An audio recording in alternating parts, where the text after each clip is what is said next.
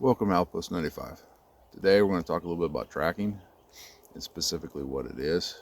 And it is following the evidence that was left by the passage of someone or something through an area to find out where they're going or what had happened there. In some circles, it's kind of a mystical quality.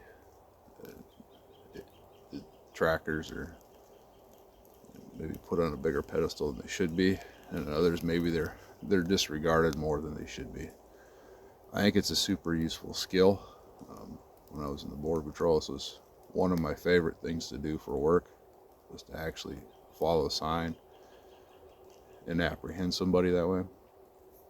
In my current life, it's very useful in trying to hunt, trap, and then also try and figure out what's going on the property, if there's any predators moving through or if deer are getting too close to the garden, stuff like that.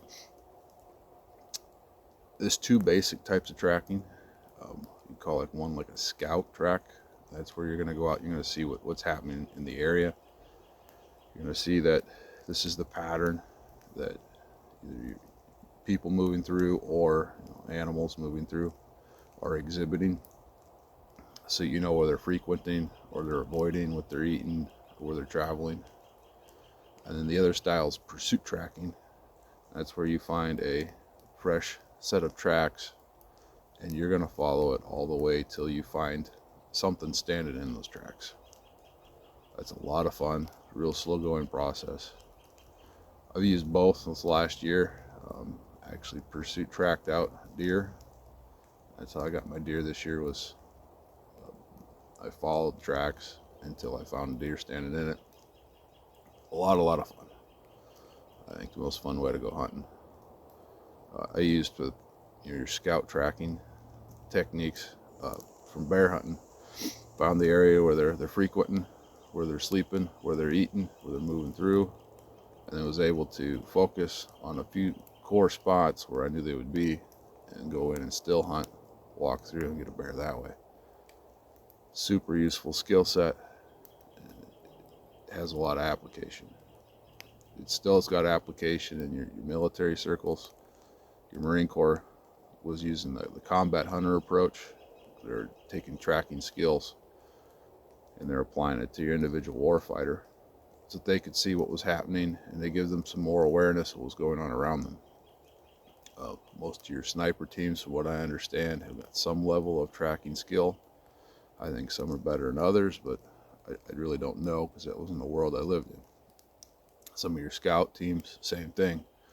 It's listed in all their manuals as an instruction point, something that they're supposed to know how to do, and it allowed them to see what was going on in an area.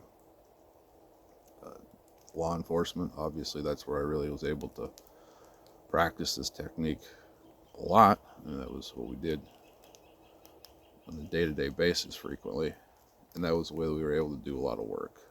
Some of your corrections teams, SWAT teams, stuff like that, from what I understand, will also utilize this skill. You're doing a lot of nature photography, hunting, like we said, trapping, super useful. Your search and rescue bubbas, same thing. They've got a set of tracks leading from a vehicle. Ultimately, they're going to be able to find out where a lost person's at. It's got a lot of application.